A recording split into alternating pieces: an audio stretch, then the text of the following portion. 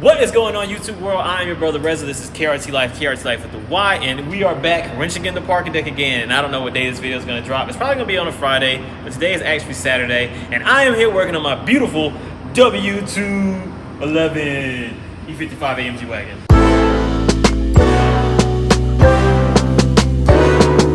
So why am I working on my wagon today? Well, my wagon needs a little bit of work. It needs a few things done. It needs some brakes, a little TLC, and other little things like that. But the thing that's the most annoying thing about it right now is that I have a very bad check engine light problem. My check engine light keeps coming on, and it's not just any check engine light. It's the check engine light that comes up with the red flash of danger saying that your gas cap is loose, combined with the flashing gas symbol. Anybody who's ever owned one of these Mercedes, this is one of the most annoying check engine lights you can ever get, because every time you go from 0 to 1 miles per hour, red flashes all across your dash and your car looks like it's about to blow up. But I think I might be closer to resolving my issue, and let me show you guys what I've done. And there's a reason why I'm standing here smoking hookah right now, actually on a video, because typically we don't smoke in the videos, but this video requires the use of a smoke machine. So shout out to Hookah Hustler, used to be Hookah King I think back in the day, and Hookah Boys Hookahs, some of the best hookahs in the world. Check them out on the Instagram and all that kind of cool stuff. But I've been using this hookah to actually try to diagnose my issue right here. So the issue that I've been having is a P0455 evaporative emission system leak detected, large leak. And in trying to troubleshoot this issue on my vehicle, first I went through the forums and I found the main culprits, and I'll show you real quick the main culprits. First we'll go this way, so follow me. So, according to the forum information, the main issues that you can have is this purge valve right. Where is it? Well, it usually sits right there, but right now it's in the trunk because I've already taken it off. There's a purge valve that's usually connected to this hose that connects to this metal pipe right here that goes into your intake manifold. This purge valve is known to fail. I changed the purge valve out. Well, first I tested it to make sure that it was working, and the way that you can tell that they're working or not is because when they are activated, they will click. Mine was in fact clicking, but I wasn't sure if it was clicking or if it was opening enough, so I ordered another one, changed that one, and it was doing the exact same thing, so that wasn't my issue, and I was still getting my warning. Then I came to this hose over here that you can't really see too good, but there's a hose right here that connects from this steel line that's right here to the back of the intake manifold. That hose can get brittle, and it can also leak. And when that hose leaks, it'll throw the same code, and it'll say you get the check engine, you get the check engine light, you'll get the flashing gas cap, and you'll get the the gas cap warning in massive red letters, and you'll also get the flashing gas symbol when that happens. But I changed that, and that also was an issue. So I was like, man, what else could it be? I read a little bit more, and it said charcoal canister. Now, the charcoal canister on this vehicle in particular is on the back side of this car. It is on the right side rear. So I'm gonna show y'all real quick how to get to it, and I guess this should be a time lapse right here. So we're gonna speed this up.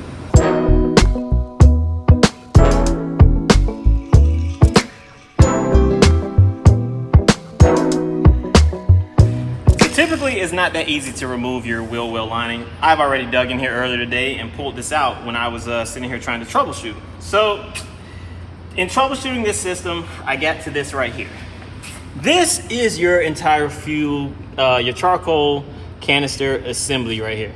And these things are known to crack and fail because they're plastic and they're located right next to this hot exhaust. Even though this heat shield is right here, this is still a hot area, and heat and plastic aren't really typically a good combination. So after years of use, these right here will fail. Now, I pulled mine off. Mine didn't seem to be loose anywhere, and before I got even further into pulling this thing apart, I wanted to smoke test this thing and make sure that this thing was not leaking anywhere. So I went to the smoke test. Join me for the smoke test. So this is how I did my smoke test. I removed my purge valve, and I took some of these Hookah Boys hookah tips and I pushed them into this hose right here, and then I used my old school smoke machine to get some smoke into the system like this.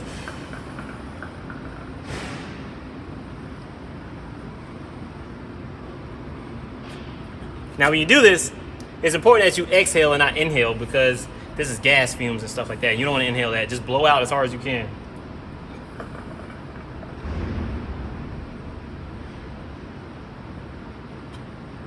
And when you do that, when I did this in my case, I saw the only place in my whole system where the smoke was coming out was back there at the charcoal canister. But it was coming out from the actual shut-off valve connected to the charcoal canister. So we're gonna show you what that looks like with the smoke coming out. The actual valve is off right now, but we're still gonna show you what it looks like. So it's right here, you guys. Do it again.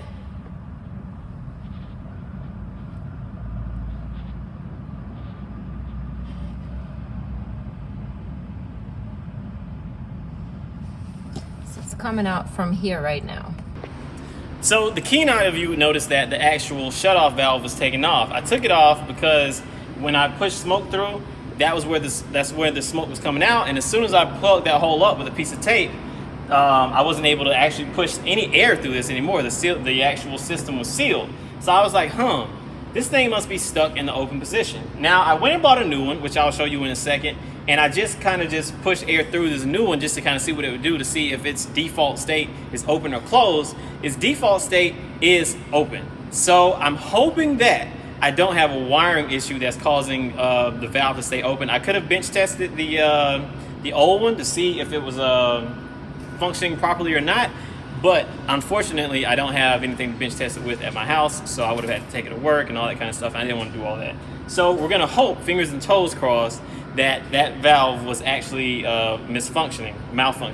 And yeah, that would pretty much be the resolution to this whole situation. So I'm gonna show you what the new valve looks like and what the old valve looks like. So here is the old shutoff valve, and here is the new shutoff valve. Now this old shutoff valve, when I tried to blow air through this, is a little bit restrictive, so I think it might be somewhat seized up. And the actual filtering elements that's inside of here, it's brittle and broken up. And this is the new one, and the filter element inside, you probably can't see it, but it's all nice and white and clean. And this is a upgrade to the old one. So they even included this little pigtail, so it's pretty much plug and play. You plug in this piece to your old connector, and then you plug in this piece, and then that pretty much just makes it plug and play. So now I'm about to install this, and hopefully this remedies my check engine light and gas cap light and flashing gas sign light. It's a really, really, really annoying error, but I really hope this fixes it. So here we go. I'm about to install this, and I'm about to show you real quick how to do it. All right, so installing this valve is not very difficult at all. In fact, you don't even have to disconnect any of the connections except for the electrical connector to actually get this thing on.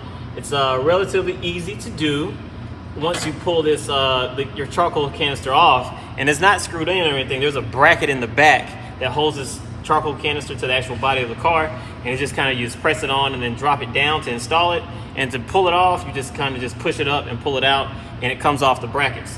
Once it is off, your actual shutoff valve goes in like this, about like that, and then it just twists in like that and clicks in with these little knobs right here and locks into place. So it's pretty easy. I was about to pull this whole thing off, but then I realized, like, oh, I can just take this part off, so save me some time. And when I put the when I had this one, not this one, but the old one on, and I plugged this up and I put pressure on it, my actual canister was not leaking anywhere, so I know that my canister is good. So here we go. I'm gonna go ahead and install this thing now. Stop talking. Hopefully you guys can see this, and my cool hat's not in the way. All right. Oh, one last thing, the O-ring. Make sure you get the O-ring. The O-ring is a separate part, so make sure that you get this O-ring on here before you put this thing in, because it would suck to do all this and realize that, oh, I didn't put the O-ring on. All right, you want to line this thing up. All right, we finally got the new one on. This is the old one right here. That was the new one. That new one was pretty tough to get on. That O-ring, man, whew, that O-ring was fighting me, but I got it on. So now we're gonna go ahead and plug up the electrical connections. And that's when this little pigtail right here comes into place. So this part right here goes on the top of your new one, your new shutoff valve. Can you see that? Yeah. Like that. And then the other end of the pigtail comes over here and plugs into this part right here. Like, let me see, which way does it go? I believe it goes like this. Yep, just like that. You hear the click, which means that the Mercedes quality is kicking in. And yeah, pretty much after you do that, everything there is sorted out. And now you're gonna put this part right here back onto its bracket, which is back here. Can you see, show everyone how this bracket right here looks? That's the bracket that the back of the charcoal canister actually latches onto when it goes on.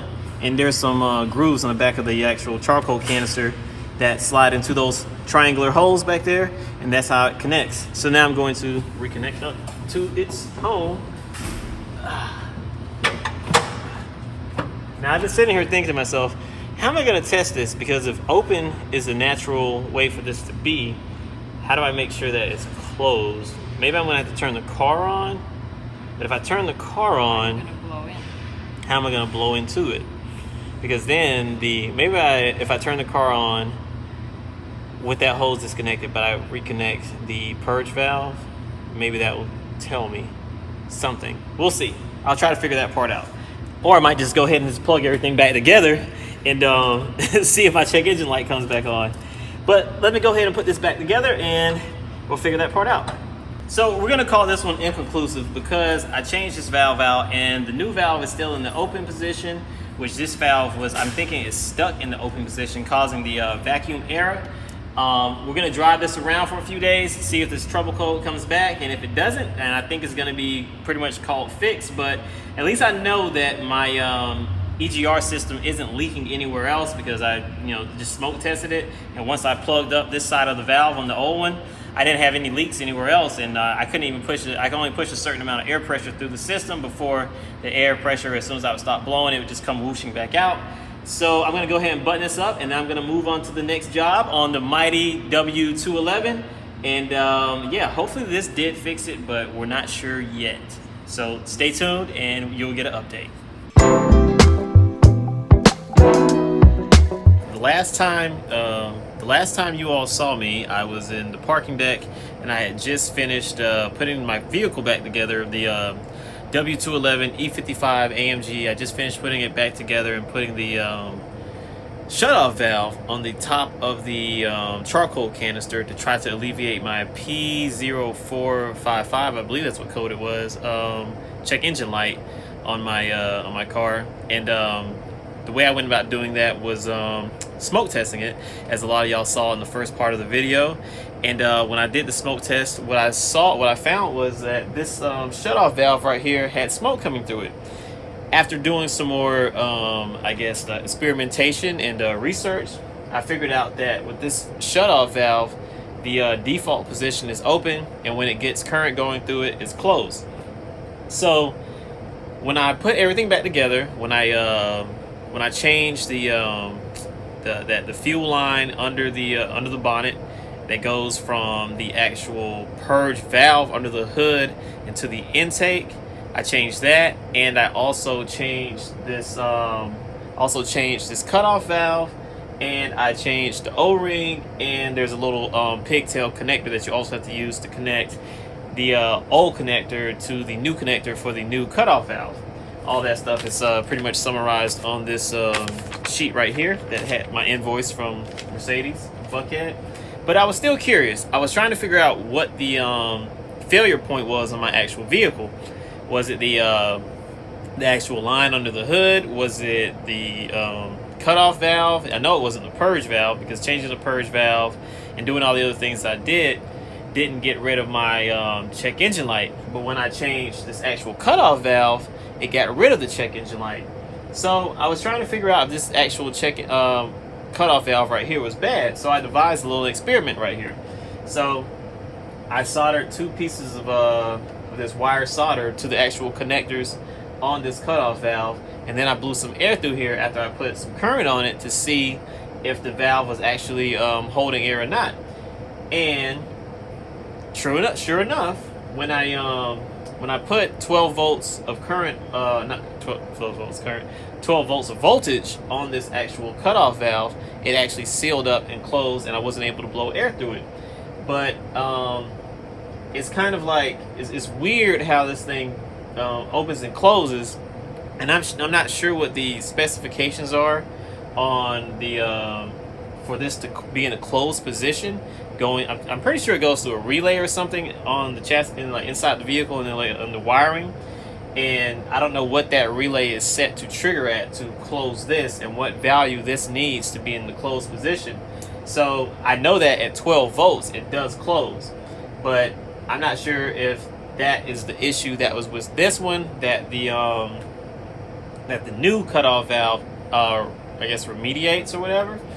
But one of the main things that I did notice is that with this cutoff valve, the O-ring that's on this, it was extremely easy to pop this cutoff valve on top of the charcoal canister and put it into place.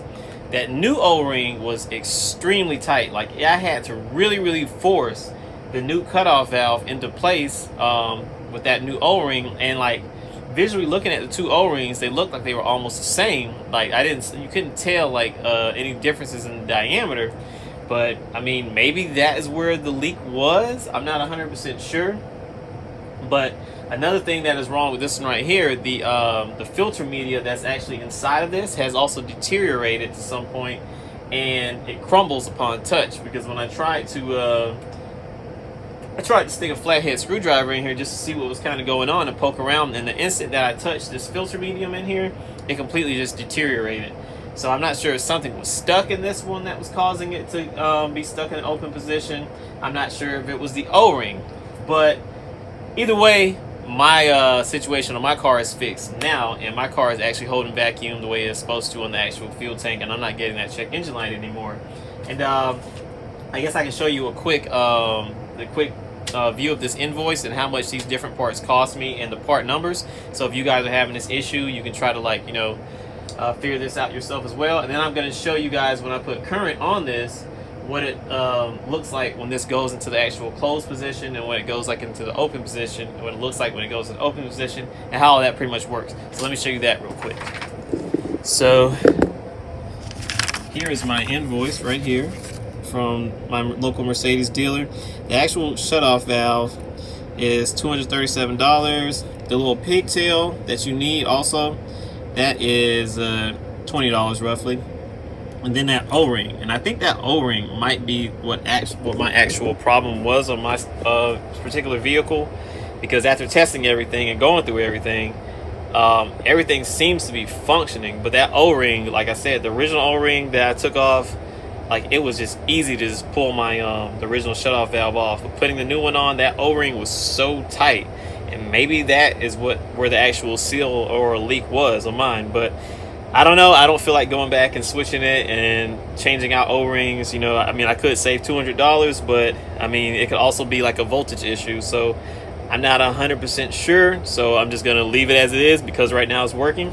And I'm going to also show you what it's like real quick when this goes into the open and the closed position. Let's see. All right, I found a mag light, and I hope this works. But okay, now there's no voltage on it. And as I increase the voltage, you see it move? That is closed position, and that is right at 12 volts. And as I lower it, it opens back up. So close, open, close, open, close, open. But the voltage has to get, let's see, right at like 12-13 volts to close. Then yeah, so it's pretty much off on, but it's kind of really hard to show y'all exactly this opening and closing and the voltage at the same time that I'm using to make it open and close. So yeah, I mean, long story short, I guess, is that I'm not 100% sure if the failure point was the O-ring or the actual valve inside of here. But either way, my situation is done. I don't have to worry about this stupid valve anymore. It's fixed on my particular vehicle, and hopefully this video can help any of you guys out there who are trying to figure out your check engine light situation with especially with that code, because that code is really, really annoying, because your cluster goes crazy. You got a check engine light flashing, you got a gas cap light flashing, and then your fuel light is flashing. It's just one of the most annoying check engine lights I think I've ever seen. But I think this was definitely the culprit. This is the shutoff valve, not the purge valve. This is the shutoff valve that's on the top of the canister. The purge valve is under your hood. And I mean, this thing kind of seems to be working, but I mean, yeah, I don't know. It's old. But anyway, so I guess that'll be the end of this vlog. Luckily, my W211 E55 AMG wagon is free of that code. Now I can move on to the other repairs that I want to do in that vehicle. It needs a, God, what is the secondary air injection pump needs to be replaced, and I think the relay as well, which is a really, really easy fix compared to this. Then after that, most of the other stuff is going to be pretty much cosmetic, because I got my brakes working right, and I'm so happy because my brakes are like so quiet right now. But yeah, so that's the end of the vlog. I guess we've learned something. I hope I can help y'all out there. I couldn't find very much information at all about this particular situation. Most of the stuff that I saw on like Ben's World and all the different repair forums and stuff for Mercedes cars, it pretty much said, hey, has anybody seen this problem? How did you fix it? And then it just pretty much stops. Like, nobody had a real conclusive answer to what the problem was with their particular vehicle. And I guess, I mean, there's a couple different things that could go wrong, which is probably why, but I wanted to try to be as thorough as possible with my explanation of what was wrong with my situation with my particular vehicle. So I would give the advice out there to you guys to check your purge valve first, that's under the hood. Check the line that goes from the purge valve into the intake, and then check your gas canister that's in the back in the United States, under the passenger side rear wheel well. Check your purge canister, not purge canister, but your charcoal canister. And yeah, hopefully one of those things will be you know, your solution. And if all else fails, definitely smoke test it. All right, I'm your brother Reza, KRT Life, KRT Life with the Y, signing off. Peace, love. Make sure y'all like, subscribe, comment, all that cool stuff. I'm out. Peace.